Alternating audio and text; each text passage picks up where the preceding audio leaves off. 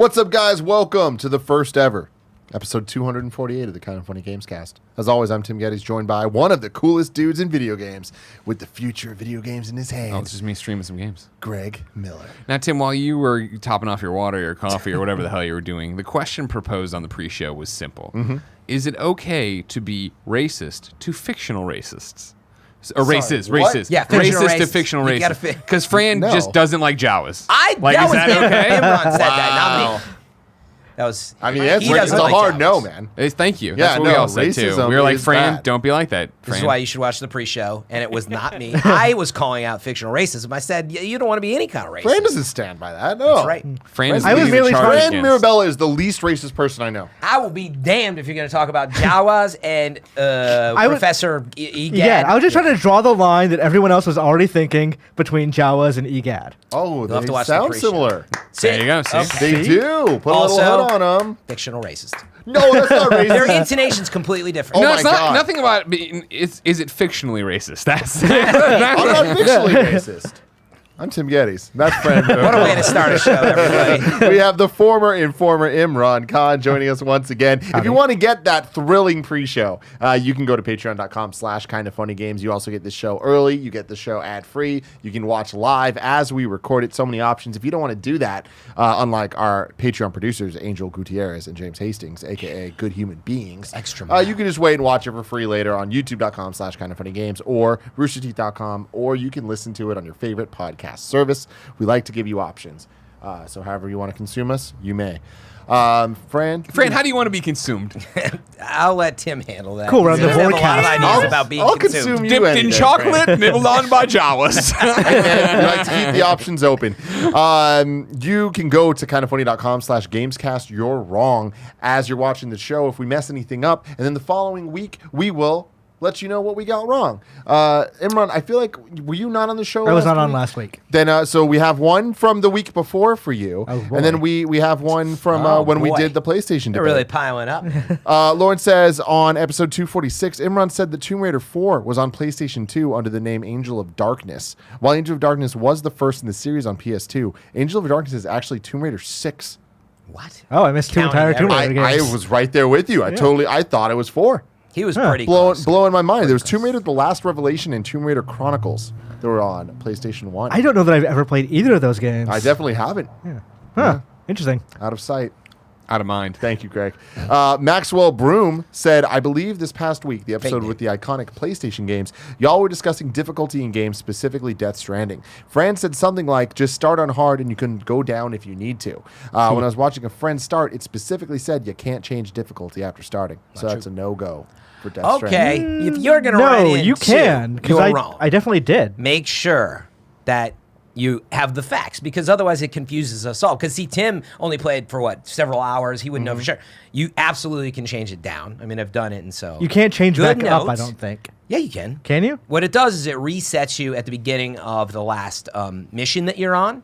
And it just resets you there, so it's fine. So I'm not sure where that information came from. Ladies and gentlemen, Thank we're you in for our writing in, first though. You're Wrong-a-thon. You're wrong. Where you're wrong either you're wrong, but we're not sure who's wrong and who's right. We're going to need some further clarification. No, we don't. Death You go to Stranding. Right here. kindoffunny.com/gamescast, you're wrong, to let us know the definitive answer about Death Stranding. Can you change your difficulty and then change the difficulty back? I love the promo, but that's you don't believe me. I take issue. It's not I don't believe 80 it. plus hours. I'm with Team Andy! Fran. You're not a racist, Are you loading fictional up or Death Stranding? otherwise. Okay.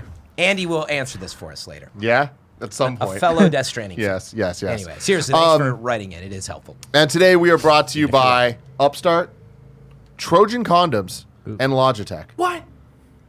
Yeah, dude. We'll talk about all that later. That I knew sounds that would that excite sounds like you. a good night. I know, right? There you go, man.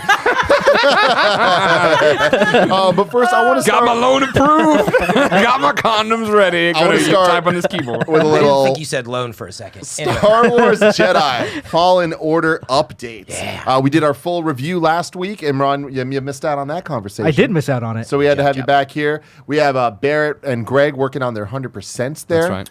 Fran, since last week, where you at? Oh, I finished it. little Jedi Grand Franster. Hell yeah. So I'm trying to throw Fran into every word So today. you stuck to Grandmaster. Actually, I did master about 50% through, and then I moved on to Grandmaster, and we can talk about the difficult stuff later if you want. But I finished. You it. went up to Grandmaster. Yes, sir. Oh, big dick swinging. Last week, though, we ended the show with a little Metacritic prediction. Oh yeah, I forgot about this going on. part. Now, I'm going to tell you right now, Greg. Yeah. It gets complicated. So we had Ash Paulson on last week as well. He and Greg both came in at 81. All right. Barrett came in at 84. I came in at 85. Andy at 86. Kevin at 88. Fran at 89. Wow. Now the Metacritic score. Multi-platform game as well. Yeah, exactly. And that's where this gets a little complicated. If we're going by PlayStation 4, like I imagine Greg Miller would, I'm going by whichever one I won. PlayStation 4. I did? Nailed it right 81? on. 81 on PS4. PlayStation 4. Xbox One is at an 82. And PC is at an 83. Huh. Yeah. Presumably, we'd have to just average the 3 scores together. See, I didn't think about playing that way, but regardless, I'm way off. But next time around the block. So, I mean, yeah. So no matter how you shake it, though, nobody guessed 82 or 83. So Yeah. it's between Greg and Barrett. Yeah. Oh, And retroactively, I I'm going to make my guess 82 or 83. Yeah, there you go. There we go. Everyone won. Holy shit. It's crazy. Damn, who It's would've crazy, crazy how that all works. But anyways, back to Fallen Order. Imran, let's get your impressions on it. I'm about, I want to say 8 hours in. I've done a decent amount of the game, not nearly enough, I would say, to like make it a full review. But I think I'm right before you get the pull powers for the Force, or because I'm seeing all these ropes that are like, hey, these are the thing that you could probably access if you could just pull them down. Yeah, it's not much of a spoiler. I would Yeah. assume For some that's reason, how you're you- like a shitty Jedi that just can't like push this a little further. But I really like the game a lot, but it is immensely frustrating in how unpolished it is. Like I was telling, I think I said this on Games Daily this morning, but like I shoved a stormtrooper into a wall and it just got lost in the wall. What platform? Xbox One X. Yeah, see, there's your problem, everybody. But I assumed Is that the problem? consoles are part of it, but we'll get to Oh, okay. Okay, I assumed 83. honestly that would be the best version because like Me too. marketing wise. over PC. Oh, maybe not.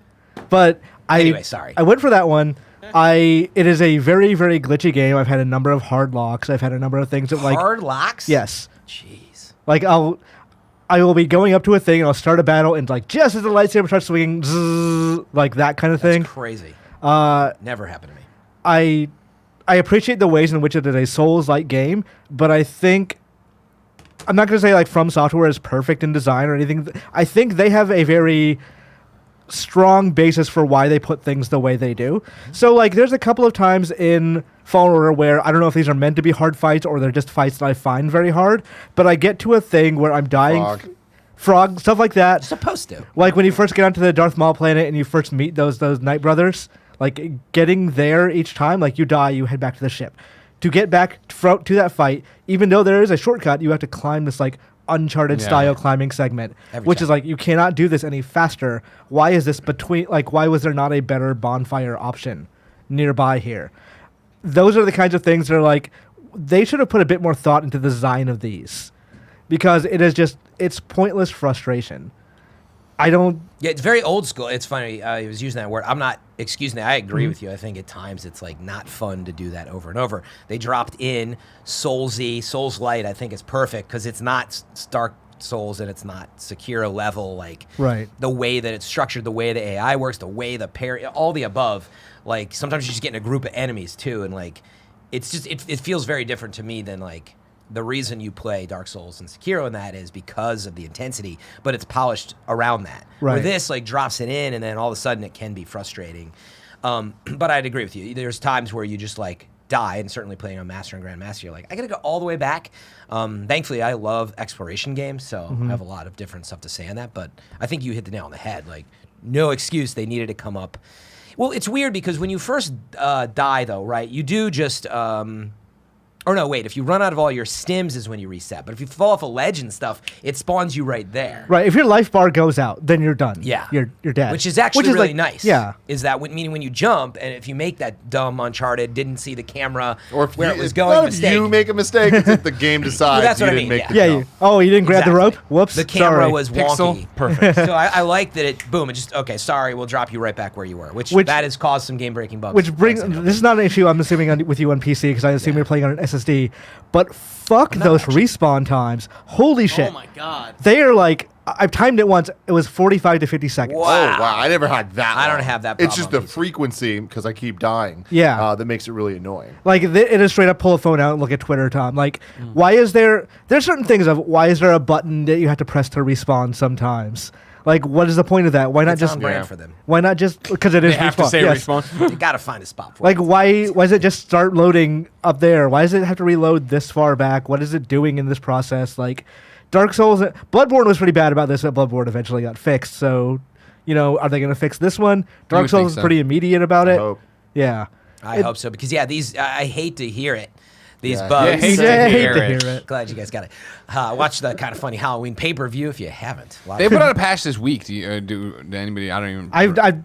I don't. There was an update for the Xbox One. I'm not sure when it was. Yeah. But I don't think it's fixed that, because I This played is one of those last ones night. that I've seen throughout the week for Games Daily. People being like, "Oh, there's a Star Wars patch coming," but I'm never seeing what the news is. That's just coming. One Yeah. day ago, Star Wars Jedi Fallen Order just got a performance patch on PC. There's new hope for consoles. Okay. So what's it? And I think we should get into that stuff later and let Imran finish. But God, We have a I'm- patch that will follow on Xbox One and PS4 due out this week. Yeah, when you Okay, guys cool. talked about it last week and some of these glitches, you were like, "I'm hovering off the ground Yeah, at yeah. times, and there's loading." If there issues." is a ground. and I was like, I had played for like 10 hours at that time. Yeah, and I was like, I didn't run into that. I ran into almost strictly Uncharted type design stuff, which is just, it's not polished enough. It's not bad though for me, but it's like, oh, it wanted me to go here. I guess I didn't see that, and it was a little frustrating. But then I figured it out and moved on. But glitch wise, I actually experienced basically nothing on PC and a nice PC setup as well. So anyway, it sounds like consoles really brought down the enjoyment of the game, because I have a lot of, like, I'm gushing about it. Yeah. I think No, I'm I'm enjoying the game quite a bit. It's just like stuff like that. Stuff like, I don't think the design of Dark Souls is compatible with a story.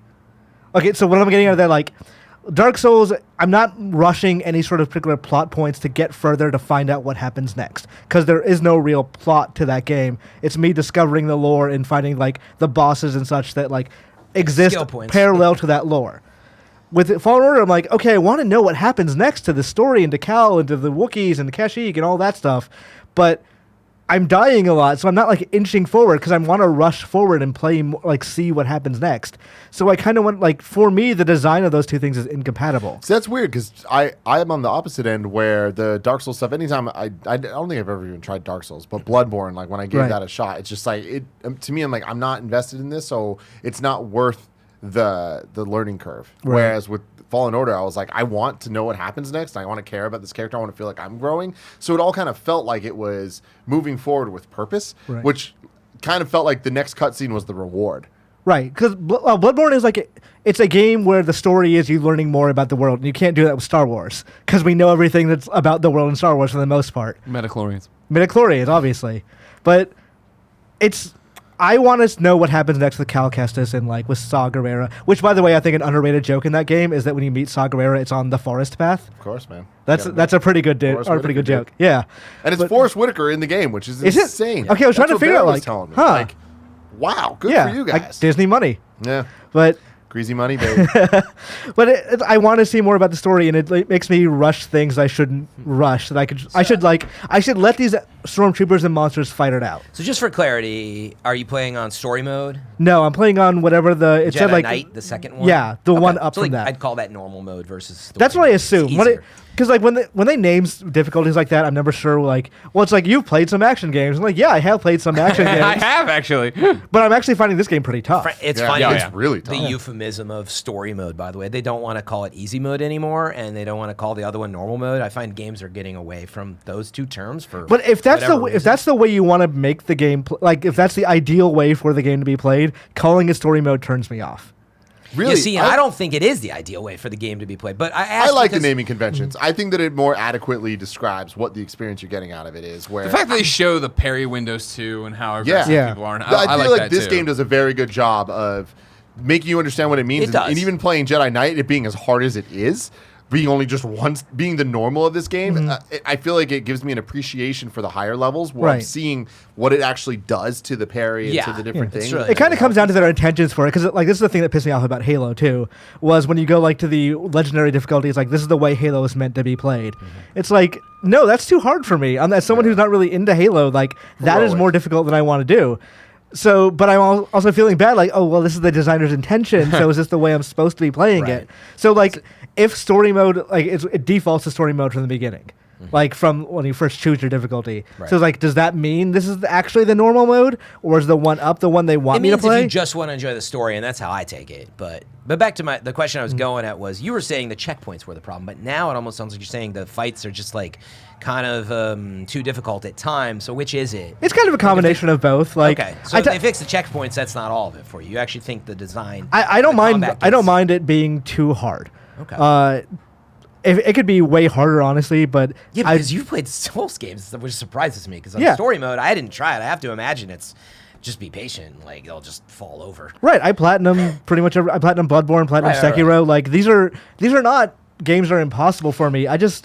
I tend to find this one a little bit So- more frustrating in Yeah. general, just because I feel like I'm less in control of my character than I want to Yeah, be. I'm intentionally sticking on this point for a second because it leads, I think, eventually, and I'm going to wait to get to it. But like this game is all about progression, and you are on the low end of the curve, Right. so you're frustrated for a reason.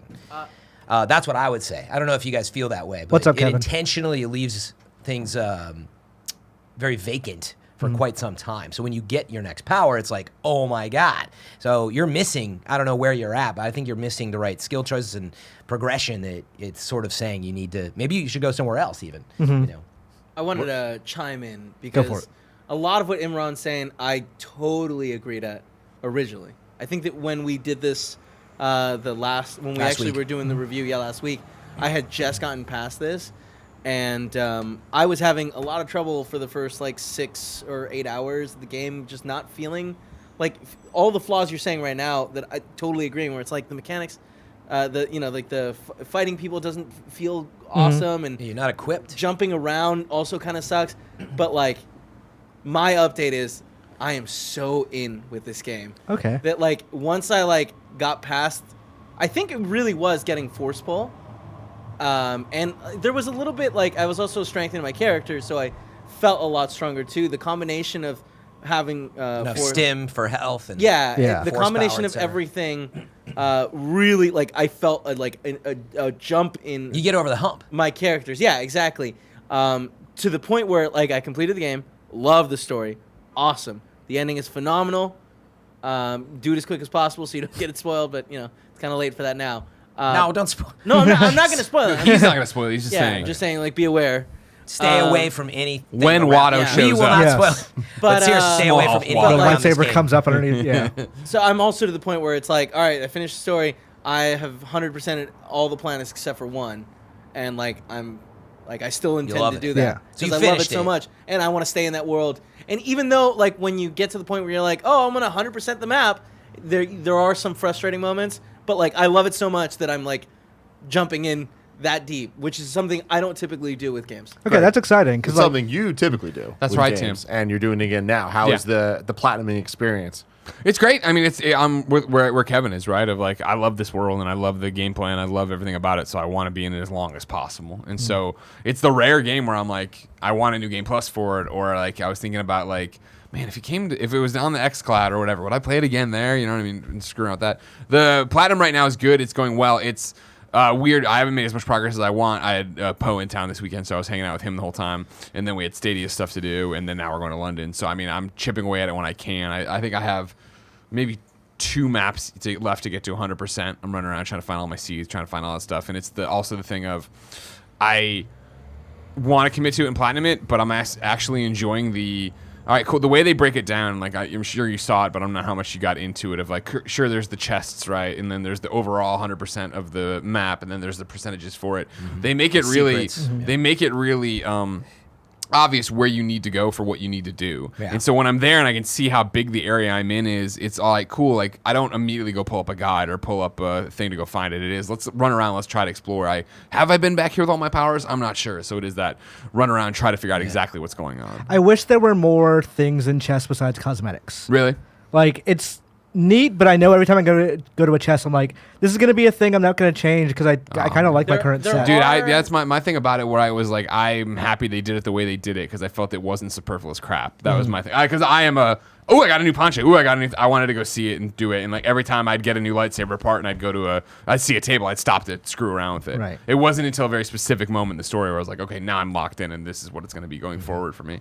And so I liked the fact that it wasn't some stupid thing I wouldn't know or piece of lore I wouldn't read necessarily. Yeah, I agree with the general sentiment. Like, it gets the number of ponchos you get after ponchos a while. are ridiculous. Yeah, and like meaning They I could would have have gone liked for way more basic Yeah, outfits. I would have liked more vanity items. And I'm curious, did you want to see that, or are you saying you want to see like a control like system, like mod drops? Like, what would you be looking? I honestly for? like odd mod drops would be fine. I don't know what I would want in there. It's just when I go to a chest, I'm like, I know what this is going to be, and it's not because I guess thematically, this is my own weirdness. Like, I don't want a new lightsaber because to me, he shouldn't have a green lightsaber yet because he's still a Padawan.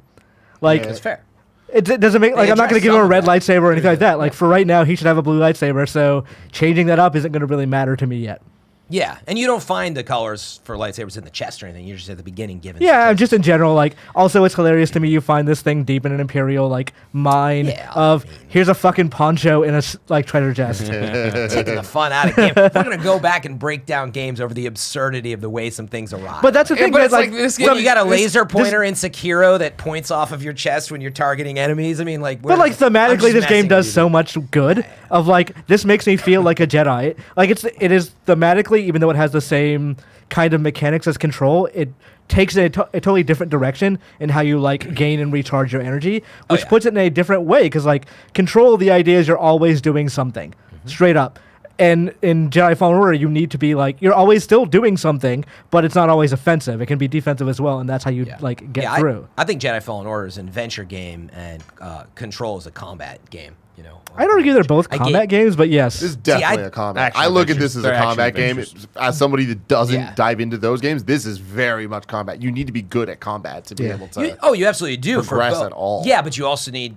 Okay, that's fair if you're rating it on how good you need to be. But I was getting it like for me, the combat's like 50% of it. I mean, the other, if even less than that, 45% is combat. The other 55% is the exploration and action the wonder. adventure. yeah, meaning just the wonder of like exploring the planets and all that. All these moments of fighting, like meaning I'm excited to use my powers. Well, that's the thing about it right now where I'm at with it, of the, going through and platinuming it, is the idea of like suddenly there's this new aspect of the game. There was before, obviously, of exploration, but now it is very much that I am there, and sure, I'm never thinking about killing the people. I kill them or whatever, and then it is like stand around and look around and figure that up, and like have I climbed up there and climbed there? Fuck no, come down and do the same thing. Like I'll be running around for what? Dozens of minutes with no enemies because I kill them all before I make them respawn or something. I do think it's funny that like as a Jedi Knight, they said there's going to be no like Sith moral choice whatever in this game. I think it's funny that as a Jedi Knight, I'm basically a Sith.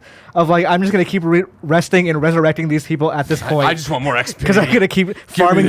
Like this stormtrooper is having the worst nightmare experience of his life. When I was trying to get the trophy for hitting them like 3 in a row with a lightsaber, it was the same thing. Yeah, I've like. Fuck, that should work. And I respawn them all, respawn these guys. They kept dropping in. Because of the fucking game and how it is interesting, like, a lot of games do try to explain that, and at some point, I guess they just gave up. Like, Sekiro doesn't bother to explain why you're just popping everyone again. So, like, Dark Souls is, everyone's undead. No one really dies.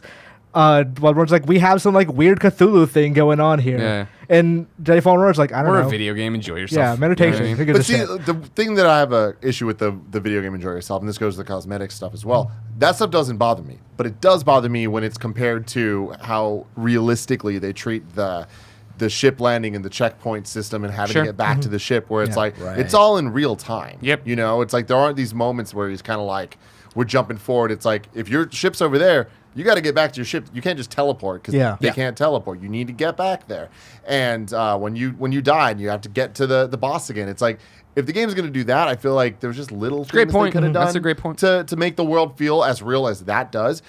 And again, that didn't really take me out of it because I liked the lightsaber stuff. Like that was definitely enough for me to be like, every time I saw a chest, I was like, please be a fucking lightsaber part. Like, I just want to even know what this could look like, especially once you start getting them and realizing what the names are. Where you're just like, you're like, I was looking for power and control. I really like this emitter. I want to know what its handle looks like, or I want to know whatever. It's like, you made me care about collectibles. That's awesome. And you also made me not care about ponchos, which sucks because like that should have been something that I was stoked about, but it was pretty clear a couple hours in where I'm like, oh man, I'm not getting another jacket.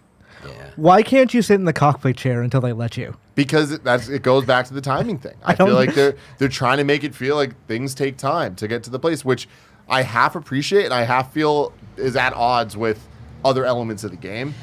That just aren't so in a distracting way, just in a way that's like, I feel like that promotes you checking the ship out. Yeah, exactly. But I want to be there because they're talking lets- while I'm doing that. Like they're having a conversation about the lore of the place I'm going. So I can't like walk somewhere else while they're doing that. I mean, the easy answer is it's loading, and so they want you to have the freedom to move around while it's loading. And then when it's not loading anymore, they say you can get in the chair. But I do that's, wish- I believe, Just let me be in the chair whenever I want. Yeah, but then there's nothing to do. I do wish the PA system picked check up on their your plates. conversation Yeah. instead of it getting quiet and quiet. That would Yeah. be cool. Because it's like, I want to change my lightsaber, but I do want to hear this conversation, and then I don't want to have to wait extra time. Yeah. Like, I agree with that, by the way. Like, sometimes I'd accidentally even walk just a little too close to the door. So like, sorry, need a we'll minute. talk about that later. I'm like, no. Yeah, we'll talk about it. I want to keep I'm like, talking. no, I was Yeah. listening. Yeah, exactly. It's like, oh, well, we landed. I'm going to go onto the ship. Yeah. Oh, wait, Seer just said something and a choice just just- popped up, but now I've moved a foot too far and I'll never get You the should have conversation just had back. like a little Hallmark comm speaker, on his I can't shoulder, fucking that'd wait be for fine. Jedi Fallen, whatever the hell, too. Yeah. You know what I mean? I feel like it's going to be such a step Yes. above this one of just like polish and just care and these Yes. little tiny things. Star Wars you Jedi all- greasy money. There we go, man. So everybody here playing on Easy money. console? Is that right? Xbox One X, yeah. PS4 Pro. PS4 Pro. Can I say a few things about it? Absolutely. So yeah, like I went from being here and being like, oh wow, this is scratching an itch because I love Metroid Prime above all, Yeah. And Metroid games and the style of just like being stripped down to nothing and it's like, you have to earn this and explore and the wonder of like, oh man, like you almost know what to do right when you see the hanging rope, like you're saying, and you see this other, you're like, well, I know I can push that over, but I don't have that power. And so the excitement of like, I can't wait to come back and explore. So because this game does this, I was excited, but yeah, like almost going back to what Imran was saying, in the beginning I was like, yeah, like it was a little flat in terms of combat and stuff, but I think I intuitively understood. I'm like, yeah, well, I don't have any powers, and I'm waiting to get all this cool stuff. And all I can say now that I finished it, I think this game is awesome. It is an absolute top contender, game of the year for me. I think it's underrated. I think because I played on PC, like I know we talk about this as Do you think somewhat it's of a joke. underrated? Yes, I do. Whoa. I think, and here I'll give you a few reasons. One, I think a lot of people play it on console, and so in that sense, I don't think it's underrated. I think that the technical issues are getting in the way of what they have. In Oh front man, of them. I don't. I've had technical issues. Those are not the reasons. Okay, that but I have think they're issues. taken away from it. I think the other part of it is, in addition, so again, I played at 60 frames. I didn't really encounter technical issues. I encountered design issues, like I said, like where I'm like, freaking camera. Or Those like, are my God, I problems. slid down this that slide camera and- really fucking loves the wall. Yeah, and I ran into well, not like a ton, but enough issues to be like, it's frustrating. Mm-hmm. But I think the other reason is this is Star Wars, and it is actually Yes. Respawn, and it is EA, and there's a lot of expectation for what this could be, like you just said. And I think we all go down that road of Yeah. like, we all wait for the moment when we get Skyward Sword, and we're like, yeah, like it's Zelda, it's all right, it's good, and then you finally get Breath of the Wild, and you're like, that's what we needed, And anyway, what I'm getting at is, I agree with you that Star Wars Jedi 2 Fallen, whatever it is. Star Wars Jedi 2. It's weird to say that because I feel like it needs the colon now. Just call it the sequel. The sequel to Fallen Order. That sounds nice. I like that. Yeah. The sequel to Fallen Order, I think could be amazing. But We might not get a sequel, honestly. It runs out the You think the deal. exclusive- I think they're absolutely 6 months into making the next one. I think that We'll the see. game has all of the awesome things. It brought everything together that I love in gaming. And so, anyway, taking a step back. By the time I got to the end, had all my stuff. I had a couple moments that I feel like I have not had in gaming in a while. Yeah. Where I was like, let's go. Holy cow. Like an actual sense of like elation. And it is because, and it's why I love Metroid Prime. Like when I played Metroid Prime, I could not believe the curve of progression. It was so smooth. Like you start off with like nothing and you're a bounty hunter with nothing. And it's funny how similar this is. You scan stuff and walk around and little by little you get these new things. And my personal excitement, because again, I geek out over games like this, as you can tell. By the time I got to the top end of the curve, I was giddy of like, I was like, let's go. Like, I was just like so excited to have the moves and the upgrades. Now, of course, there's things that I would change and want more of, but again, it gave me something I feel like I haven't had in a while. And then, no spoilers, but I literally, for an ending of a game, I have not smiled and had this level of I'm not even kidding. And you're not a story guy either. I was streaming, and I actually might zoom in, like no sound, on my face. Like I could not control the smile on my face of the way that I felt. They did it, man. It's Star Wars as fuck. Exactly. Good Star Wars. And that was it. And I'm not even like I mean, I'm a Star Wars fan because it's in my blood from being a kid. And so even when I saw the new Rise of Skywalker trailer, I was like, okay, like this is kind of sentimental to me. Like never mind like all the gaffes of what happened in the Star Wars universe that we look on and we're like, it could be better.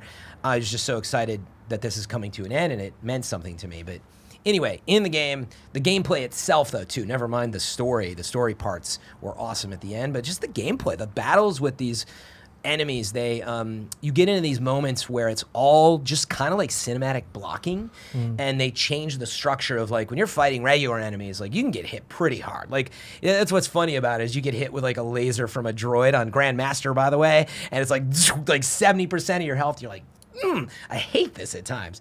But when you get into these battles with some of these bosses, and it's like you can do all these cool moves, and you can do all this cool stuff. And I was flipping out at how good it felt. And I also that's where I get into the underrated part.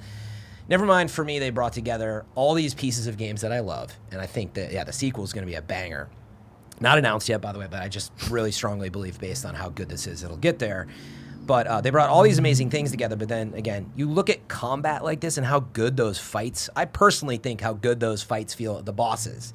And I don't know what Star Wars game has done it this well at all. And I think it deserves more credit for all those things coming together despite some of those technical issues. Yeah, I think I'm that weird. I love it. I'm the transitionary phase where the game is now expecting more of me, and I don't know yet that I'm capable of that quite, or at this current moment.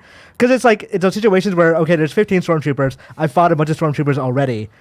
But this one's hard because I'm trying to fight one while like 3 are shooting me in the background. And it's so frustrating. Yeah, it's like, okay, I just died to a set of people I should not be able, or should not have died to. Yeah. And it's like, that's the part where it's frustrating me. But hearing you and Kevin say that like it gets way better after that part. It does. And I would hope on story mode that it makes it a lot easier. I will say that ironically, I think the combat is some of the, like those moments, the not the boss stuff, all the like littering, littering the landscape with enemies here and there is some of the weaker parts. It's not bad or anything, but it can be sort of annoying and frustrating in the design.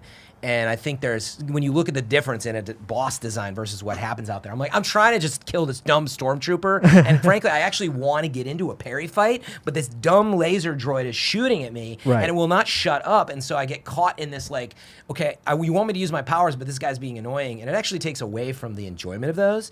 And actually, for me, was some of the weakest parts. And on Grandmaster, by the way, what I can say is bosses and stuff I thought were great. One of the bosses was really difficult. One of the more mysterious bosses, you guys know who I'm talking about, was really tough, but it was enjoyable. But I was getting at with regular enemies, like they really ramp up the AI like all of a sudden, and then there's a few moments in the game where they just throw a ton of enemies at you, and frankly, it's annoying on Grandmaster. So the security droids are so funny to me. Where it's, I mean, they're the big floating ones with the K2SO from Rogue One.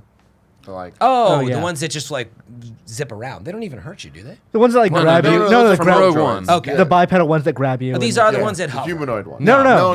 Those are They're on 2 legs. The big robots. Yeah. So Yeah. I'm not Star Wars lore guy. I apologize. Yeah. Everybody in the chat's like, ugh. It's so funny because it's like they have their own unique challenge that they have, and if they Yeah. grab you, you're in the animation, whatever.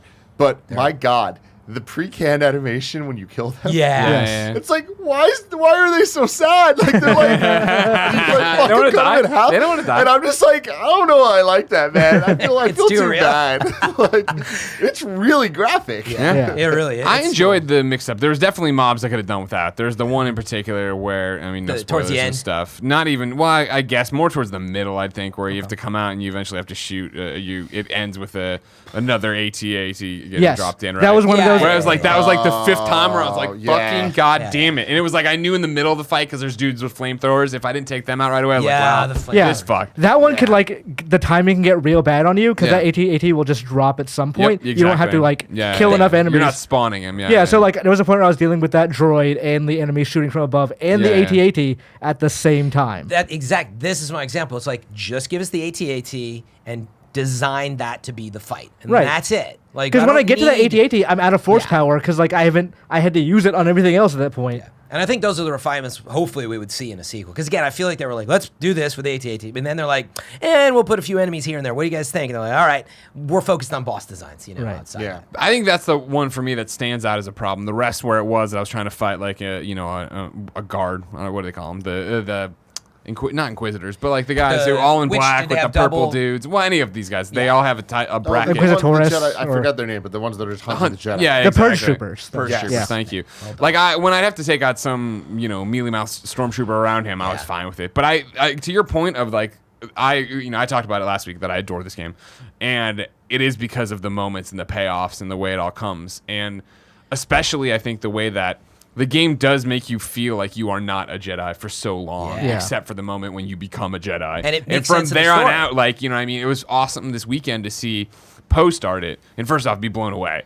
He was just like, we couldn't believe what he's saying, what he's playing. That first hour is great. And then, he went and did something, or we went out, and then when we came back, I was like, I'm going to just grind stuff, you know what I mean? And so for him to see now my thing and, like, have that, the beginning of the game versus the end of the game, Cal. It was like, oh man, like I forgot how far we've come, really, because I'm just like fucking decimating everything. It feels so good. So you say that you adore the game, but you guessed it'd get an 81. Is that? I understand you're not guessing on your score, but where would you? I know we don't score stuff, but are you on a higher part of the scale at this point? I'd be higher than 81 for sure. Yeah, but it's the same. It's the same thing that I think I would get hung up on, right? Where I like. Far and away, Star Wars Jedi Fallen Order is my game of the year. Like a week removed. Yeah, far and away. Yeah, like it's way up there for me. I just gotta decide. Me too. I'm 50-50 on it. And so it's so hard to. It's fun to be us and just be able to talk about games and whatever. And there's no right or wrong. Or if I was sitting at IGN reviewing it, it would be that struggle internally of like, I love everything this game does, but it fucks up these things. Can like, you look past these things? What do you give credit for? Like, but the story, and then do the glitches I can't take fucking away? grab this rope. Why am I jumping on a thing and still having to hit L2? Why am I floating so long? Why am I floating off the ground? Yeah. Can you give even like a 10-point range of where this sits for you as someone who's finished the game now? I mean, I would be high 80s for sure. Yeah. Like I mean I think that's fair. I think when you get to 9 Do you is get when you're a like, 9 oh, or- I feel like that. I mean, I feel like I love it as a 9+, but I don't think as an objective reviewer. If I'm sitting there talking about the brass tacks of the game and what is broken legitimately and what are bad design decisions and console legitimately. versus That's when it gets in that thing of like my review would be glowing and I'd be like, but I had all these problems, which is why it brings it down hopefully here. they fix it. Because 9 is outstanding still at IGN? Wasn't that it's fun that I can't remember that anymore. I thought it's something Amazing? that It's amazing. I thought it was amazing that Master. It's amazing, yeah. But as like a Star Wars fan, I'm so happy there's like a good Star Wars. Oh my God. As a Star Wars fan, I think this is a 10, honestly. Yeah. As a game, I would say it's probably somewhere around the 8.5 range. Yeah, I agree with that. And that like towards that like the Star Wars-ness of it kind of pushes it forward for me, like higher up than it probably Totally, like, but I mean, here's the thing: higher than it should be. But like, I don't know that that's true. Yeah, that's not they a nailed the bad Star Wars thing. game. They nailed the experience in video game form. So it's like I give credit to that. And so many people have tried somewhere in and the middle. failed. If I had to give a score, I'd probably give it a 8.9. Mm-hmm. So like, not. I feel like 9's a little too high. 89.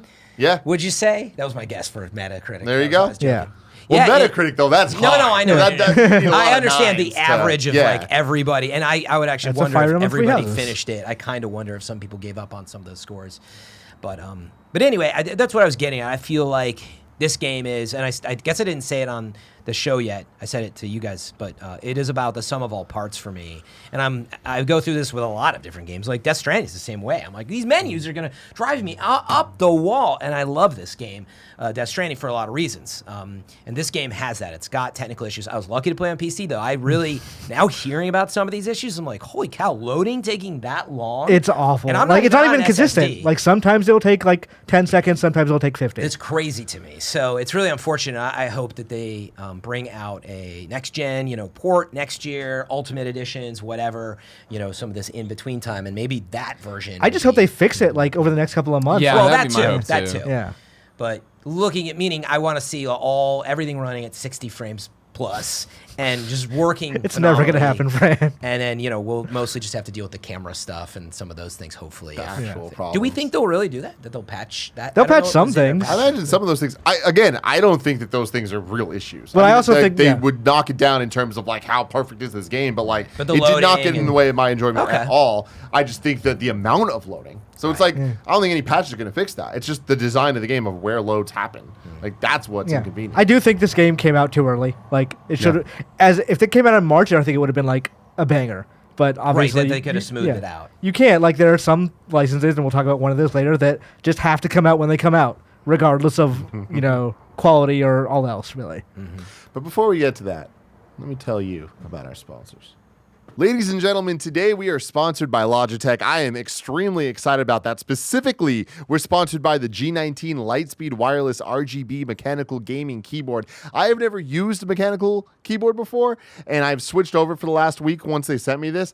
I absolutely love it. It feels so good. I love the customization options, being able to make it, of course, 50 Shades of Blue. That's the way that I like to go. But there's so many different options. There's a really easy to use program where you can download new color sets and stuff. I love it. I've been having a great time using it. I'm very excited to play around with it with Kevin as well. I feel like this is the type of stuff that's right up his alley. It feels super great. I know that there's been a ton of people like Tom Bach, our boy Tom Bach. He's loving the Logitech headset as well that they have in this line. There's a whole line for the gaming. The gaming stuff for the G9115 wireless gaming keyboard specifically is in the Logitech G category.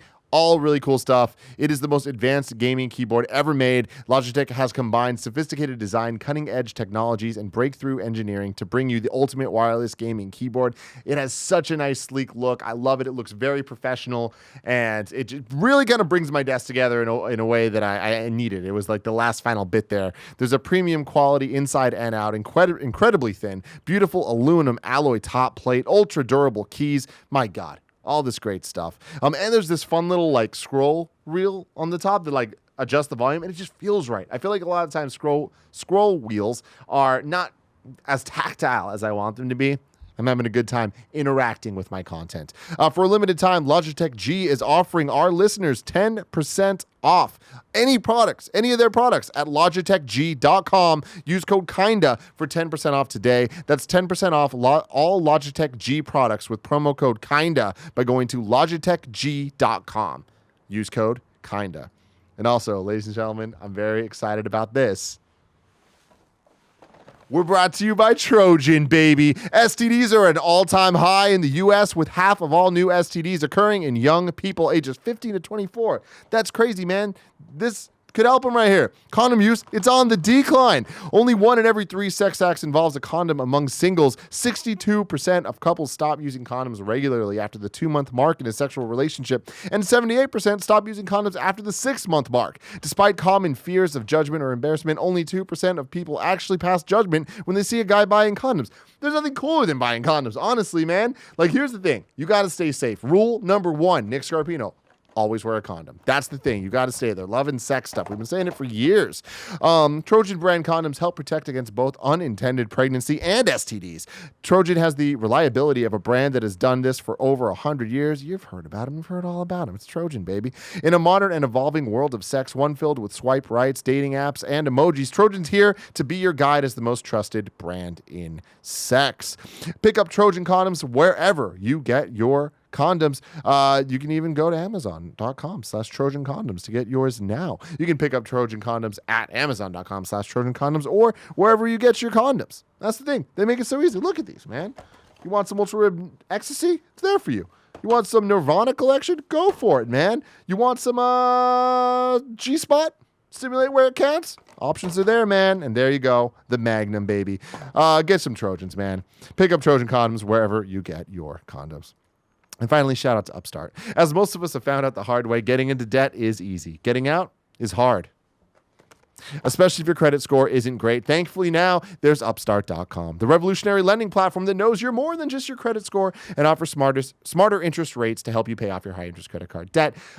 We always talk about Greg Miller making his pilgrimage over from Mizzou to San Francisco and all the credit debt situations he got in there. Upstart could have helped him out. Upstart goes beyond the traditional credit score when assessing your credit worthiness. They actually reward you based on your education and job history in the form of a smarter interest rate. Upstart believes you're more than just your credit score. They believe in you. They understand you. They make it fast, simple, and easy to check your rate in just a few minutes. And the best part, once the loan is approved and accepted, most people get their funds the very next business day. Next day. Over 300,000 people have used Upstart to pay off credit card debts and meet their financial goals. You can see why Upstart's ranked number 1 in their category with over 300 businesses on Trustpilot. And hurry to Upstart.com/kindafunny to find out how low your Upstart rate is. Checking your rate only takes a few minutes and won't affect your credit. That's Upstart.com/kindafunny. And now that we're back, this is not a sponsor, but best friend out there, Austin, came to the Kind of Funny World Tour meet and greet for San Francisco. And he showed us this thing that he had called, well, I'm not going to say the name anymore. They changed the name. The name's changed probably for a reason, but it used to start with Switch, and it doesn't anymore. Yeah. But it's now called the Fixture S1. Kev, can you bring this up? There's Indiegogo. We've talked about it before. And Sorry, hold on. and we use this thing all the time. We've talked about this a ton, right? Yeah. Like, this is, and every time you see me put up a plane photo, I have my Switch in it, and everybody's always like, "What is it? Where is it?" So essentially, you can see here, Kev, if you could now pump to me real quick. You put your Pro controller in here, you put your Switch right in there, and it's super versatile. Now, here's the thing: there's now version 2 of this, right? So this is you can get the Founders Edition if you go to Indiegogo right now. We've been using like the V1, and there's a bunch of different differences. The key difference, though, is you can now charge your Switch while using it. Oh, nice. Just because of where the holes fall and stuff. And like this thing is legitimately awesome. You can love use it it. as a You can stand. charge your controller, right? Yeah. Yeah. So you can check it out now. $28 for the production model, or if you go down, you can get the Founders Edition for a bit more. You can also get your name engraved on it and stuff. Like right here, it just says Founders Edition. He made me a custom blue one. I don't know if he'll do that for you. But if you ask nicely, maybe he will. Anyway, It looks like he some sent of us the them- new ones. I wanted to show them off again because they're legitimately So it's like freaking awesome. this, but for a Switch, basically. Yes, and it's the fact that it has it's built ready for the Switch to just slip in, and it's super good about the angles it can get. Yeah, you can of get to all sorts of different balancing angles. over the controller where it's like not too high. Something I like is here. If you're an audio listener, I have the clip for the Xbox controller, right? And like the range of motion on this is so limited got compared his to phone that. attached to it. Not to mention, now you can with the Xbox One, but not with, or not comfortably at least with the Stadia. Stadia. Yeah, I one. was trying to adjust it You just can. now. The other awesome thing about it is you can pop the controller out, leave the Switch in, and then it becomes a stand. So like I'll be Yeah. on an airplane table and I'll set it up that way, and then put my controller underneath the table. Yeah, I do that. Like, that's such an annoying thing for me. Like, on an airplane, I was on the airplane playing Pokemon last week, and I was trying to just play the game. I had it set up so I had the tabletops things with the stand out and the 2 Joy-Cons. Guy next to me wants to go to the restroom. It's like, I have to just gather all this shit up. Get all my toys off my table It here. would be actually much nicer to just have, like, one thing. This thing's great, man. Yeah. I'm sure it'll send you one. If not, you can go check out the Indiegogo for the Fixture S1. It's very awesome. But you were talking about Pokemon. I was talking about Pokemon. What are your thoughts on Pokemon, man? Because here's my thing. Greg and I are about to get on a flight in hours to go to London. What? That's why And- he's looking at his watch nervously. and Not. Be careful. and I've been holding off on Pokemon to wait for this flight, and it's Right. been hard because this one's looking good, and people it's are worth it, raving though, too. about it. Have you played yet? No. I just mean Okay. for you yeah. to do it all on the plane is gonna be so nice. I'm stoked. But Imran, you've been playing. I have just finished the second gym, and I'm in like the area right after that. I am enjoying this game quite a bit. As a Pokemon game, it is making a number of improvements in our quality of life, graphical, all that stuff. Like it is in every way the next Pokemon generation in a way I wanted it to be. That's awesome. I have a quick question There's on a that. butt coming. You better be careful. Before we get to Yes, his butt before we get here, to the butt. Imran, Yes. looking back on the last couple generations, have you played all of them? I have played all of them, yes. How did you feel about Sun and Moon? Sun and Moon was fine. I didn't like X and Y, so Sun and Moon became like a return to form. It's like, okay, they're finally getting what that Pokemon this formula is getting a little stale, so they want to change some stuff around on it. And I appreciated that a lot. I Yeah. feel like Sun and Moon really made a lot of choices to kind of differentiate it from the previous games, Right. at least in terms of structure and story. Yeah, I don't think all the differentiations worked. No, but, I don't either. Yeah. But with Sun and Sword, Sword and Shield so far, is it that style of what you're talking about them making the right changes? For the most part, yes. Like, the big thing this generation is, like, so they wanted a bigger, more, I guess, cinematic thing around your journey, not necessarily a bigger story, but, like, they're making it more of a, because this game is set in ostensibly, like, Pokemon England, which is the Galar region. I love that we're going there with this. It's going to be great. But, like, so it's a more, like, focus on a football kind of thing of, what if there was just a region that was so totally obsessed with the celebrity of the sport of it? And that's what this game is basically about. So they mostly focus the mechanical stuff around quality of life improvements. So, for example, like, you don't have to go to a Pokemon Center to change out Pokemon anymore. If you just want to, like, hey, I just caught this, I don't fucking know, a Choodle, like, in a cave. Like, I want to use this in my team because this is a cave full of, like, rock monsters, so, like, I want a water Pokemon. Like, you can just change it out. Like, I have a full team, but I'll just change this guy out for this one, and then that's it. That you don't have to run back to the Pokemon Center for every little thing. That you can see Pokemon on the map now. You can, most trainers are, like, very easy to figure out when you're about to get in their eye range, and then, like, they actually will challenge you when you're in their range. So, like, there's a little silhouetting when you're about to approach them. So it's stuff like that. It is a much more convenient Pokemon game. The problem, I think, There it is. But once. So I didn't realize until now how much of Pokemon's challenge was laid in inconvenience. That, like, for example, like, every 4 trainers on the dot, you will run into somebody who will heal your Pokemon. 4 trainers, then someone, and you don't always have a choice about it. Sometimes you go into a cutscene, and someone in that cutscene will just say, "Hey, let me heal your Pokemon while you're here." So it means that, like, certain things of, like, okay, well, I don't have to. The tedium of going back to the Pokemon Center is gone. I don't have to run back all the way there just to heal back to make a little trip back there. But on the other hand, it means I don't have to care as much anymore. hold on. How do they heal? What does that even mean? They just, like, hey, I have items to heal your Pokemon, so let's heal them out. And you just Yeah, it's just like do, then done. Or, like, hey, we're running a mobile Pokemon Center outside this thing, and they just, like, window goes black, then your Pokemon's healed. Like, there's, for example, right after the first city, there's, like, a small mine. It's maybe, like, 4 screens. It's not long at all. But on each side of that mine is somebody who will heal your Pokemon. So I can just go in there, do whatever the fuck I want. I don't have to think that hard about type matchups or which Pokemon's weaker or any of that stuff. You never did. I mean, you never really do. To make it easier, that sounds...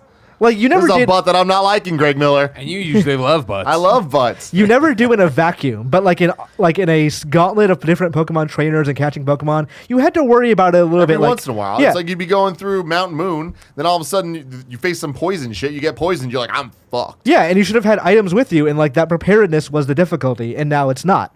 Because you have people that are willing to heal you just wherever you go. So that's like, as you start going deeper into this game, it's like, okay, I understand why you did that. Like, experience share is another good example. You have, now no matter what you do, it's not a toggle. No matter what, all of your Pokemon will get some experience when you battle. On the other hand, it means before I got to the first gym, I had a team of very evolved Pokemon who were like a lot fucking stronger than the gym. So now I'm, like, paranoid whenever I go anywhere. I'm like, I could battle these things, but I don't want the next gym to be a cakewalk. So should I?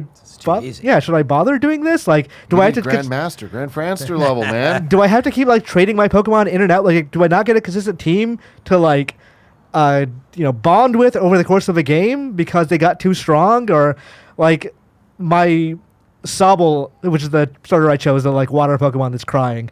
Like, that evolved before I got to the first gym. So most likely on this pace, it'll probably evolve well before, like, the 6th gym I get to. Wait, hold on. You were in your second form by the first gym? Yes, before the first gym. Jesus. And so, like, once I get there, like, the pacing feels off to me now. Because for me, a Pokemon game has always been, I'm making this journey with this starter Pokemon. We're going through and we're all growing together. We're growing as a trainer and a Pokemon team. And then by the time I get to, like, the 7th or 8th gym, I have a stronger, like, fully evolved Pokemon now. Like, it has grown with me as a trainer. Now it's like it's just going to kind of grow on while in the background of, like, whether I use it in battle or not. Do you think maybe this is you kind of putting in what your prior experiences have been? Yes. But, like, do you think that there's a chance that maybe this game turns out to be a bit different of a structure that will allow for some type of different type of bonding? I think so. I think I think what they want you to do is like go into the wild area, which is a larger, I don't want to say Breath of the Wild style, but like a big open world thing that is like you can see other people who are online, you can go camp with them, interact with them, and they're all, like larger, Wait, more. you can do this? You can do that. I didn't realize that. You can find strong Pokemon there. You can't always catch them because you're limited by what your gym badge is, but you can find strong Pokemon. So I think they want you to constantly change your team out. I don't play that way, so that kind of bothers me. I think what the game is doing is we know you've played the same game for the last 7 generations. Why don't we try doing it something different? And I don't like the different way it is. That said, I'm still enjoying the game on its merits of like, okay, it's still a Pokemon game. I'm still going to new areas. I'm still finding a lot of new Pokemon. There's too many old Pokemon for my taste. But granted, my favorite generation was Generation 5 with Black and White, where there were only new Pokemon. Yeah. So I love playing it that way. But it's still that thing of like, oh, I get to go through here and like I see a Pikachu in the grass, I'm gonna go catch that Pikachu. Or I see this like these interesting trainers that are kind of like funny. On the other hand, like they're also not enough. There's some cut corners in places I don't think there should be. Like early on, you meet Team Yell, who they're football fans basically, but for a specific trainer. So they're just a jerk to you because you're against that trainer as well, and you fight 4 of them. 2 are one guy, one girl, and then it's the same guy and girl again, but they're different people. So it's like you couldn't come 4 different models for this. Like, why did you put a cutscene with this? And you fight them in a hotel, and it's just a white void in the actual battle arena. It's like, why is it? It's a 3D environment. Just put the 3D environment around here. Size it up a little bit. Like some of the gyms are just green voids or white blue voids or whatever. Like by the story, I'm gonna have to go through. Past that at this point. Yes, we are, and it's ridiculous that this is a license that is bigger than Call of Duty.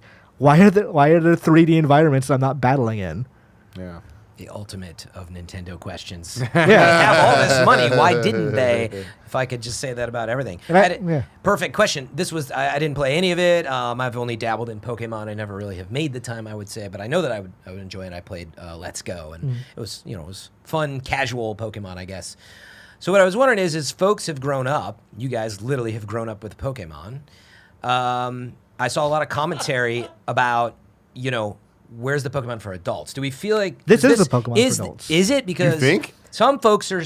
There's the commentary I'm hearing, and do you think this is where we're at? Pokemon is still kind of for kids, right? And it wants to have a learning curve that's doable, not too easy, but also not crazy, or so call it for adult gamers. And this seemed very easy to a lot of folks that I follow on Twitter. And they were like, "Can I have like a more complex Pokemon?" Remove challenge from the equation, and I think this is totally what the Pokemon for adults, because this is the game that's. We know you're tired of playing the last 8 gens. We know you're 30 years old and you don't have that much time anymore. So let's do this. Let's do this experience shit. I thought you meant time in your life. Okay, that's you're gonna die soon. Honestly, why not? Like that same thing. Like, oh, you mean time in the game? I actually thought you meant like you have babies to take care of or something. No, that's what I mean. Like you do mean that. Like it is. Like he interpreted as time in your life. These are all convenience things. Like these are all things of like. We know you don't want to do all like you're too old for random encounters. You don't have time to play games with those anymore. Yeah, but kids have no attention span, so I could just say, well, it's for them too. So where's the kids today are not that different from when we were kids, and we had the same problem. Absolutely, I don't want to say that, but meaning. When frankly, a game like deep RPGs, like WoW, Diablo, you can't just throw kids into something like that. I would say they can handle it. I think once they're like 10 or 12 or whatever the age is, that you really get into like deep mechanics. But that was my question. Do you guys feel like the mechanics are deep enough, or like is it literally a structure change here that might be the problem, or is the game itself ready for more? Like Breath of the Wild got, I'd say, deeper. That's not a game just for any old kid and Zelda fan. So it takes some depth. That is the problem I think with Pokemon, is that there have been so many reinventions of major franchises in the last couple of years, like Breath of the Wild and like Mario Odyssey, that have been like, we're going to kind of upend what people think, and we're going to like make a game that is for those people who have been playing this game for a long time and want to try something different. And Pokemon is not that. Yeah. It is still an incremental improvement for a game series that is long past incremental improvements. They didn't do that. They did not revolutionize it. What they did is they made it a lot more Evolve. convenient. They did not evolve it. See what you did there. Yeah. some Like it. stones. No, so it's interesting that you're saying that you think this is the game for adults, the Pokemon Right. game. And I get what you're meaning in terms of like the structure changes and stuff, but there's one thing Andy told me that is not spoilery. That porn scene. really turns me off to that idea of this being the adult one, because I'm like, you're telling me the rival still kind of sucks and is just way too nice and is not really your rival? The rival does suck. His name is Hop, and it is very disappointing for me that we finally have a Pokemon game where this is a very personal thing of there's an Indian or a brown main character, and that's Hop. Early on, he is such an asshole. Not even an asshole, like not an asshole. He's very like, oh, well, my brother's the champion. So every dialogue scene you have with him, he says like, my legend begins here and we're gonna do well, and like he keeps throwing the same 3 Pokemon at you and keeps being surprised that you're using a water Pokemon and his fire Pokemon.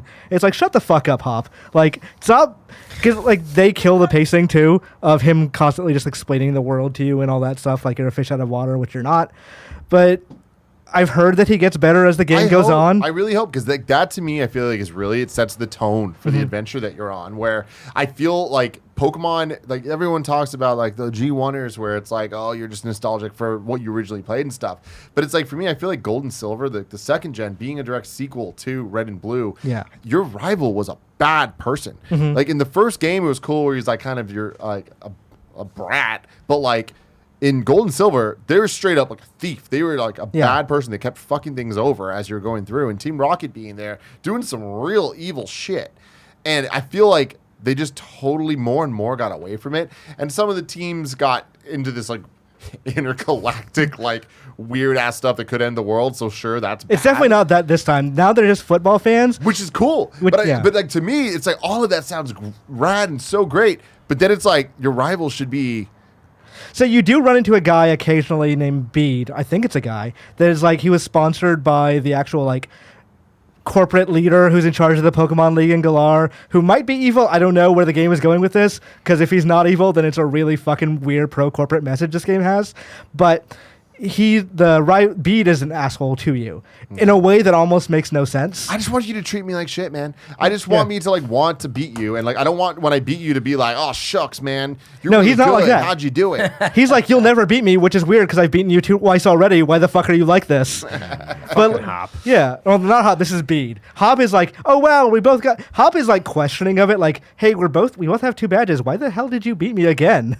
Like, why am I not good enough? I'm hoping like it kind of like goes through. I want him to have a heel turn. Wow. I want a heel turn for sure. Can't wait Yeah. for Tim's hot take. We'll Fresh see. from Yeah. We'll see, man. Bloody London. I don't have too many expectations for this game. It's an enjoyable I'm excited game. to play it, but No? it's been the same for the last couple gens of Pokemon. It's like I was most excited going into Black and White because we knew they were new. We knew it was going to be all. This is like, all right, cool. Pikachu gets big. Yeah. Here's another Spoilers, mechanic that they're not going to bring back in the next game. Right, and I'm not like, it's a cool effect. I'm not sure I like it that much because it's like they change all the moves.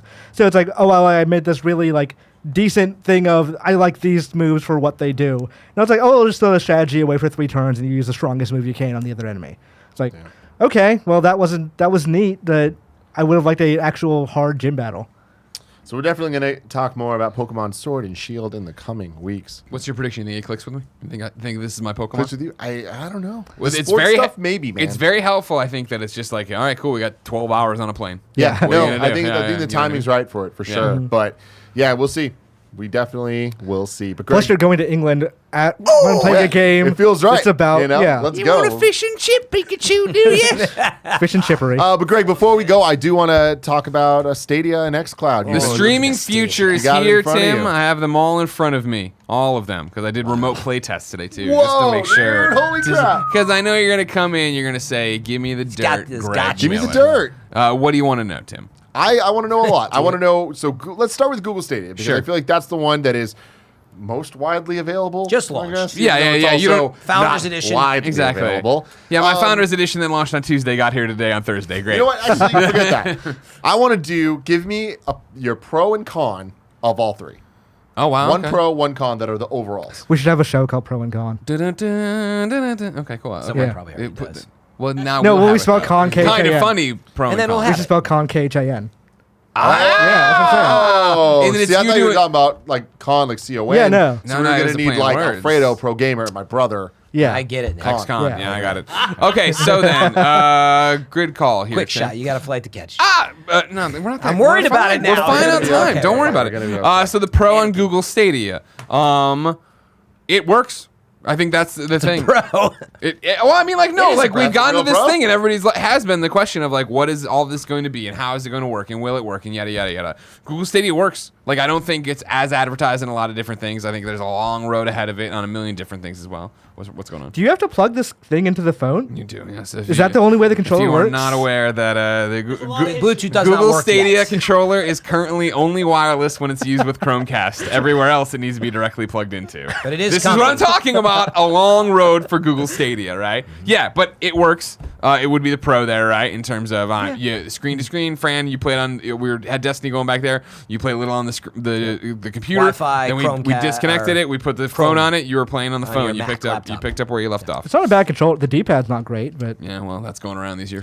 But it is working. Yeah, you see the con potential. is everything else. What a disaster of a launch. What a disaster of a launch, and not having your features ready, and not having your messaging ready, and pissing off your core fan base, and Yeah, I don't seeing have the it. Stadia Reddit turn on itself. The fact that on launch day I got my founder's code finally at like 2 in the afternoon. Thursday we Still got waiting. the device. You still don't have anything, right? Nope.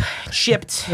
But you got your code, right? Or Nope. did you not get your code even? it's shipped See? from Mountain View. Why is it taking so Did long? you even get your code?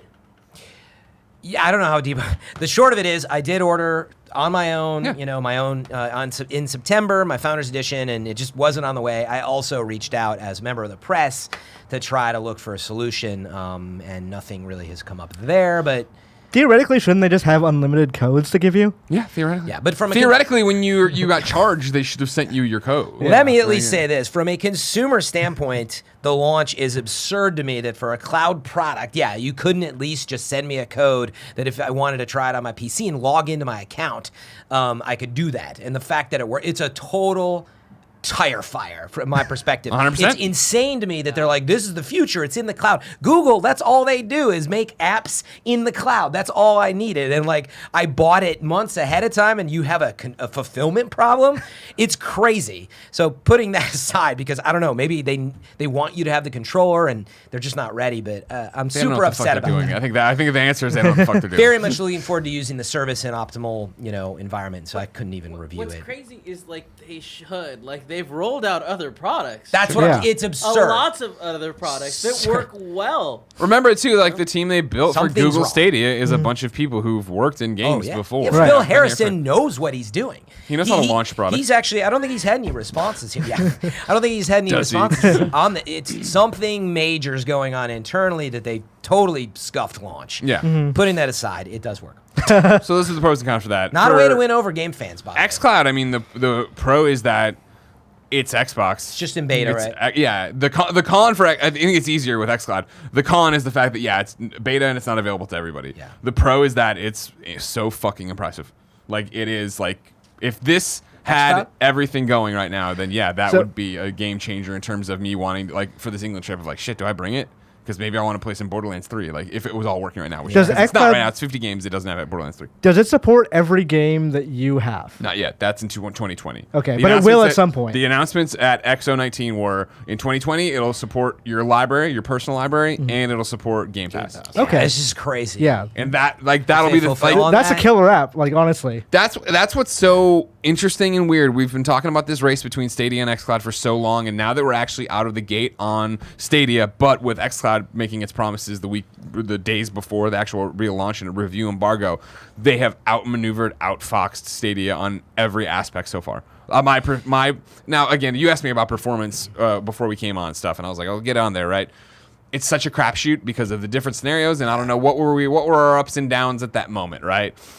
Stadia, I've had plenty of games chug, get framey. Destiny feels super laggy. Again, this is not apples to apples because Destiny, I'm playing a multiplayer game, so it's not a single player experience or anything Yeah, like it's that, got right? netcode as well as the. xCloud, I have not had that at the same spot at my same desk going from between them. What games you playing on? On xCloud, I've played Gears. I started Gears 5 finally, and I was like, shit, this feels awesome. And then I wanted to do another first-person shooter, so I did Borderlands 2 on it. And Borderlands 2, I thought, ran phenomenally.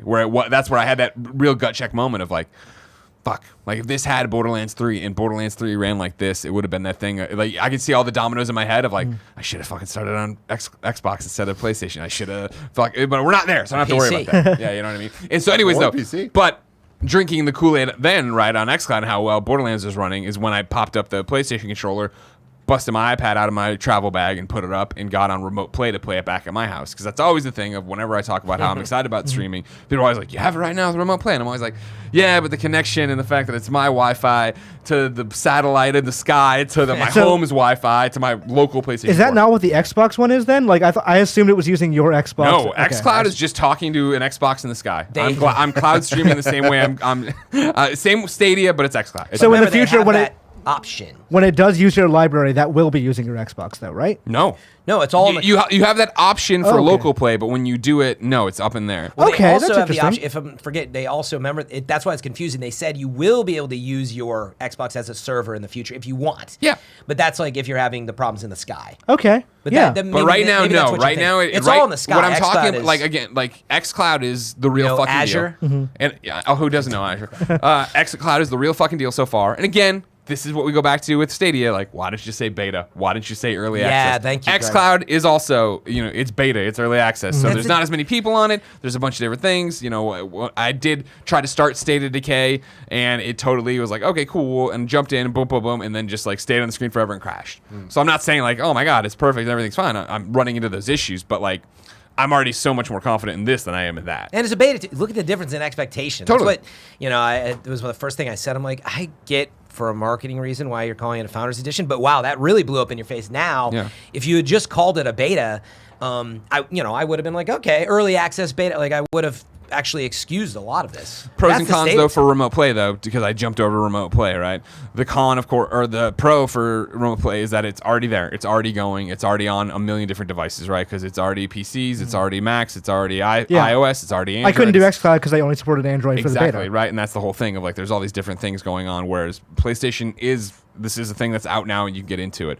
The con is, again, sitting there in the same place I was running xCloud, where I was playing Borderlands 2, booting up the PlayStation 4 from home, and it worked. I got in there, playing Borderlands 3 on it. There was more artifacting. There was more lag. Again, it was playable. Like, if I needed a fix of Borderlands, it was ready to go.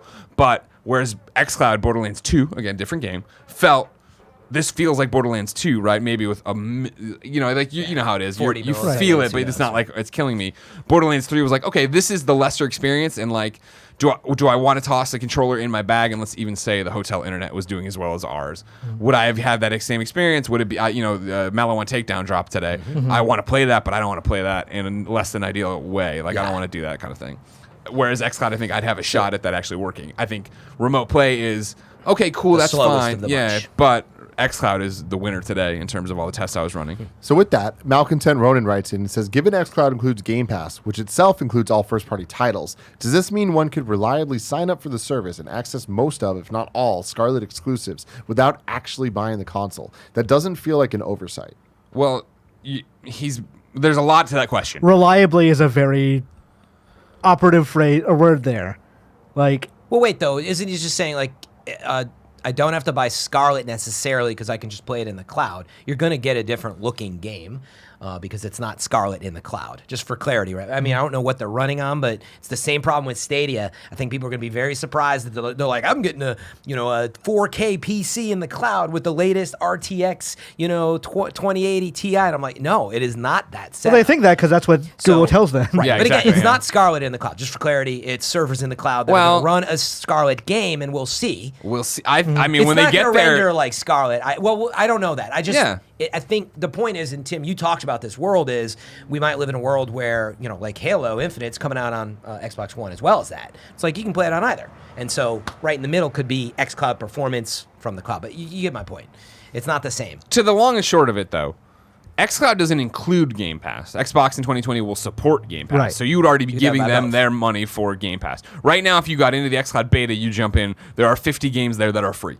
They want you to test, they want you to play, they want you to do the different stuff on. For me, jumping into State of Decay, State of Decay 2, a game that I did put a lot of hours into, I jump in and my save is there. It is you Xbox. don't need an Xbox. Yeah, exactly. And it's- that's how I think the question that's was. crazy. And so I'm talking I was popping achievements today in Borderlands 2 because I always played on PS3 and PS4. To his question though, of then when okay, Game Pass is here, xCloud is here, and Scarlet games start dropping on Game Pass. Yes, exactly. That is what Xbox is promising and talking about. Is that you'll be able to play those games on there. To Fran's point, Right. well, they won't look, I'm sure, as good as running them locally, but they won't. I don't think that's. I think that's streaming in general for a long time. Right, but that was my point. Is like, they've already said they want you to be. You don't need to own an Xbox to play these games in the cloud. An Xbox One right now, and so like that's what we're moving towards. I mean, that's just crazy because it's like obviously hard to it's going to grasp. look better when you have it local, but that's like talking about 4K Blu-ray versus 4K streaming on Netflix. That's right, it is. But it's like, but if that's the difference we're talking about, I always rate the movies are 24 frames a second normally. I mean, it gives people the option too, because like, let's say you do care a lot about how a game looks locally. I You do. can just buy the box. Yeah. Or like you're someone who lives somewhere like they've not solved the ISP problem. None of these services have, and that's going to be a problem until ISPs get their shit together. Of like, how do I do this without running up my entire Comcast bill? And it's That's the buy thing we've seen with box. Stadia, right? Yeah. Where they're talking about like an hour of using Stadia. much data- how many 100 gigs, 100 megs a minute was the last thing Yeah. I saw, which is Yeah, I'm more in Greg's camp of I love the dominoes start falling for the convenience. Yeah. Just the idea of like I needed to log into Sea of Thieves, but by the way, if you're watching live today before November 22nd, you log in and get a Gears ship. But like, that's something I always remember when I go to bed. I'm like, if I had the controller and xCloud sitting next to my bed, holy cow, so cool. And I'd probably end up playing Sea of Thieves for like 30 minutes, and I'd be gaming in ways that I just wouldn't today because I don't have that. Right. That's what I'm looking forward to. I am not looking forward to setting up my 4K OLED, the latest Scarlet game, like you're saying, and live streaming it without the Scarlet because I want the so absolute that's because fidelity. you are gonna have a Scarlet to do that Right. though. But what about but that's what because I about want the the Poes fidelity. of the world? Greg's Yeah. friend Poe. No, absolutely. I'm just saying that is the point, Tim, right? Like, I want the fidelity, and there's going to be a difference. And I've seen it with Stadia, by the way. I think that is the biggest con for me is compressed video. I just think it's crazy that they know that and are still doing this where it's like, what is the point of buying the console on a grand scale? Yeah. well, they don't want you to buy Because- the console though. Like the console costs them a lot of money to make and produce, and they lose money That's on the not sale. true. They make a small margin, but you're right. Ultimately, it's They always want like you to they pay say, for the it's- games and pay for the services. It's the Razer handle and it's the Razers. They want you to buy the Razers, Yeah. which is the software. So absolutely. like it's And- not that like they're not going to pull the console from your hands, but if they could get you to buy just all their stuff without buying the Right. expensive box, they'd be fine. Yeah, with and the it. point is, it should, with any luck, it opens up 50 million new gamers that wouldn't have touched it otherwise. And Right. that's the difference. Is you go from a game that sells 2 million to games that sell 4 million all of a sudden without the box, and now that's where the bucks are. I mean, it's that, and I think it's the idea that it's a weird niche thing where, explaining it to Poe, I don't know. You know what I mean? I don't know if he would ever pull the trigger and jump, right? But as From we console or from from jump to hardware. like understanding what that is and wanting to do it. You know what I mean? I feel like I pull him in every new generation. Usually, I'm I the one mean, who buys he's the more like, I want the box. That No, type he's of- Right. more of just like not paying that close attention to video games. But so I Yeah. think that's definitely right now with the xCloud's in beta, and there's Xbox Live, and there's Xbox Game Pass, and whatever. Yeah. But when he can just get Xbox Game Pass, Yep. and it's an app that you just open on your phone, Yeah. and then there's just a library of games that looks like Netflix, Mm-hmm. and then you just choose one, and you click in, and you're playing the game. I mean, Right. I think again, you can't undersell. That's awesome and that's cool and that's a step, right? But I do think that if whoever nails this for us, the hardcore gamers, for the people watching this who are crazy about video games, like legit, this makes me. If this was all running right now, I've played Borderlands on this On because I would have. Xbox Yes, instead of PlayStation. because I You would've would played have. on your That phone? is really such a key thing to think about, is that Greg Miller would give up trophies to be able to play it on the go. I'm not That's being an I'm asshole. not. That is 100% It's the like point that, I'm making. that means right? that it is no longer just an exclusives game of I'm going PlayStation because I have exclusives or whatever. And so, it's like and again, I'm going to this play is, this here. This for this is back reason. to what I was talking about earlier when Stadia was like, well, what's going to happen and how are they going to do it, blah, blah, blah. Because I was all like, well, if Cyberpunk was launching on Stadia day and date with the others, there'd be a real conversation. I'm Isn't in the it? fucking xCloud. No, they were fishy about it. Where it's Okay. coming, but they didn't say. And correct me, you're wrong if I've got this wrong, but I've said it enough on enough shows where somebody would have eaten my ass by now about it. But it is that thing of now it is okay, I'm in the xCloud beta. When in 2020 is Microsoft turning the key and saying whatever games you have, you're good to go on? Because again, that's where it gets so. I think Jedi Fallen Order. I want to platinum and I want to do it. If that was on here, I'd be playing it again, and it would be that thing of, all right, cool, I'm just gonna explore the maps right now and go get the thing and do the thing. 20 minutes before bed. Exactly. Yeah. Like I'm straight up watching you play Sea of Thieves Well, right yeah, now. he said it. I've never started Sea of Thieves. I'm like, I'll log in and get the ship. Well, how do I get it? Is it just gonna pop? Literally, for it me? just says as long as you play, you'll get it delivered to you later. So Okay. I think as long as you log in, you're good. But this is it. I mean, yeah, it is crazy. I mean, we all know this is where the future's going. So I don't think There's a lot of anybody people who don't like that idea and like. Yeah, But I don't think it's the reason I think Xbox. same as why I didn't like and Netflix it's awesome to see it all first. actually happening. The ball is rolling down the hill finally. Where the reason, I've talked about on so many shows, right, that Xbox has been just building this foundation with all these awesome programs and all these awesome Right. things.